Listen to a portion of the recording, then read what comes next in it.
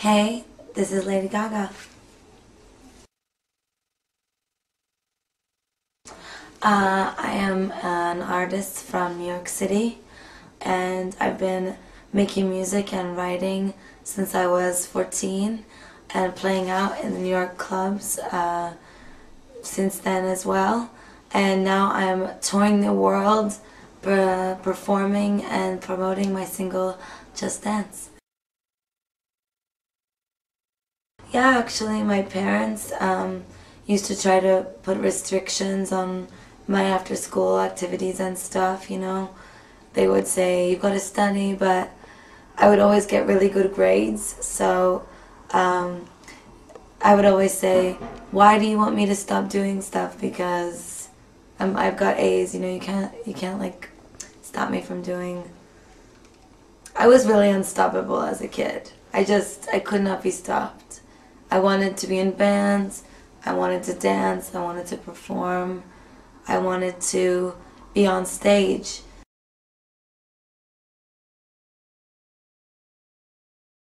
I actually, I do now a little bit, but it's new stuff. I just started wearing this dress that's made out of a clerical wear, like a priest. I don't know, I guess I'm not ready yet. I'm sure I will challenge those sorts of things, and I have views about them. But for me, making my art and my work is a process, and it's like I'm not ready to speak about religion yet. Right now I'm speaking about pop culture and parties and fashion and sex and boys.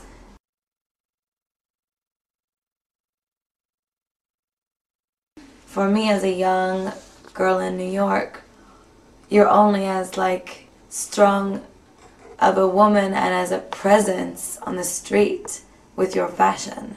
That's like the first way that you stake your strength as a woman.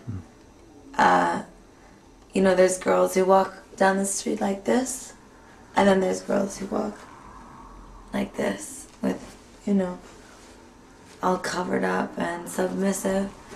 And I always walked like this and really owned myself. So fashion for me was a way to express myself even when I was in a really conservative school.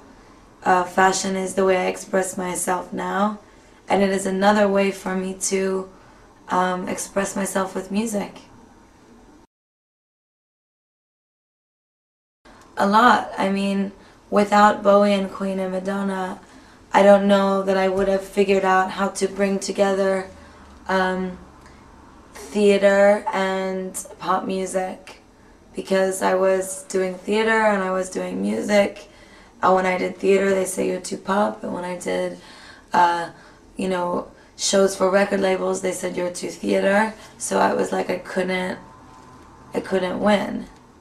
So for me, Bowie and Queen and Madonna, studying their work was a way for me to really be myself and really integrate all of the theatrics and the things that are important to me in a pop show and have it make sense to lots of young people.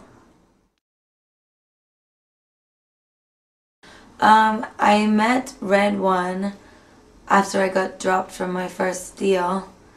He was like, I'll do work with you for free. I think you're very talented.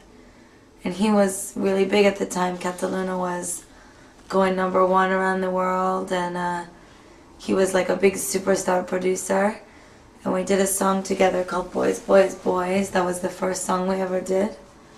And we knew we had a really special artistic connection.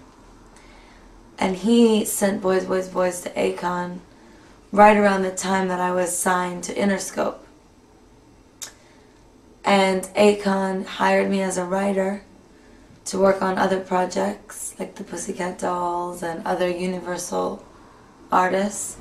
And when I got in the booth to sing, he would say, you really got a good voice. You really have a real style. I really feel like you're a star. What's going on with your record? And I was like, well, you know, I'm finishing it, I'm not done. I'm really creative. and he said I want to be a part of it. So he became a part of it, and that's how I met Akon.